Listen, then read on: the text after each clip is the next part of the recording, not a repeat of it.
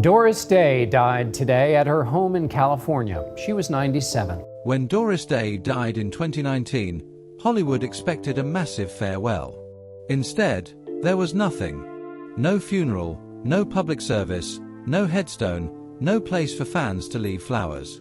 For a woman who had been America's sweetheart for over 60 years, the silence felt almost shocking. Some said it was because Doris hated Hollywood. Others blamed the betrayal that destroyed her fortune.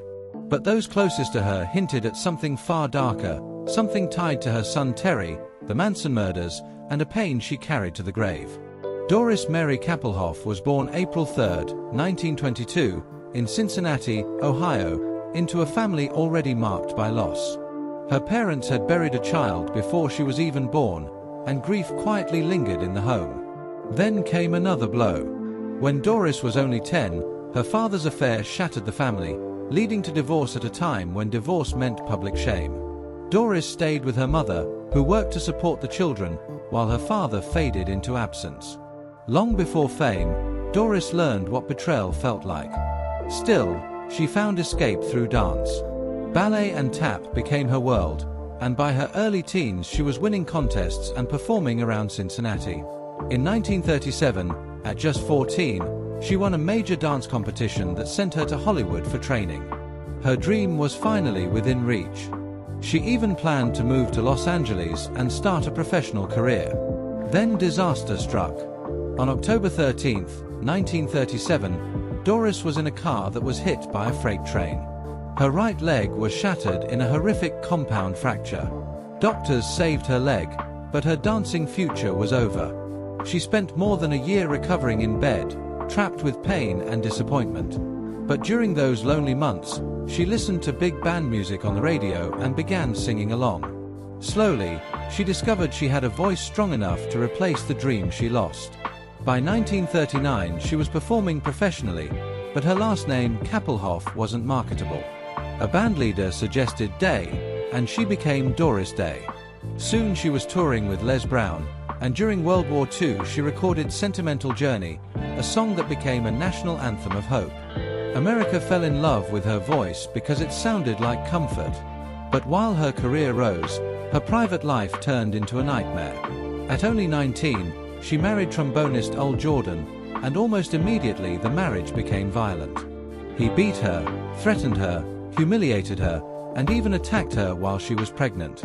Against all odds, her son Terry was born healthy in 1942. Doris eventually escaped, but the trauma never left her. Terry became the one bright thing she carried out of that darkness. Doris later married again, but stability still didn't come until Martin Melcher, the man she trusted completely. He adopted Terry, managed her career, and helped build her empire. Doris became one of the biggest stars of the 1950s and 60s, dominating Hollywood with hit movies and timeless songs. On screen, she looked like pure sunshine, especially alongside Rock Hudson in Pillow Talk and their legendary romantic comedies. But after Marty died in 1968, Doris learned the truth. Her fortune was gone. Over $20 million had been drained through shady deals and forged documents. The man she trusted most had left her financially ruined. Worse, he had secretly signed her into a television contract without her permission, forcing her into the Doris Day show while she was grieving. She sued and won in court, but the betrayal permanently changed her. From that point on, she trusted almost no one. Then came the horror that tied everything together. After Terry moved out of his Los Angeles home, Sharon Tate and Roman Polanski rented it. In August 1969, Charles Manson's followers stormed the house and slaughtered everyone inside, including Tate, who was 8 months pregnant. The murders shocked the world, but for Doris and Terry, it was personal. That had been Terry's home, and according to those close to the case, Terry may have been the original target. Even though he wasn't there anymore, the terror of what almost happened haunted them both. Terry never fully recovered. He lived with paranoia and guilt for decades. And when he was dying in 2004, he reportedly whispered one haunting question: had Sharon Tate's family forgiven him?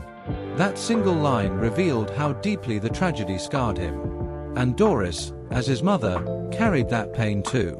So when Doris Day died in 2019 at 97 years old, she didn't want a public goodbye. No speeches, no crowds, no cameras. Because behind the image of sunshine and romance was a woman who had survived violence, betrayal, financial ruin, and a horror that nearly took her son. Baby. Doris Day Once didn't he want drove her death to an turned isolated into place, another Hollywood aimed a gun performance. at her stomach, The world and said remembered he would her smile. But the reason she left with no funeral is simple. She had already lived through enough heartbreak to last a lifetime. She stayed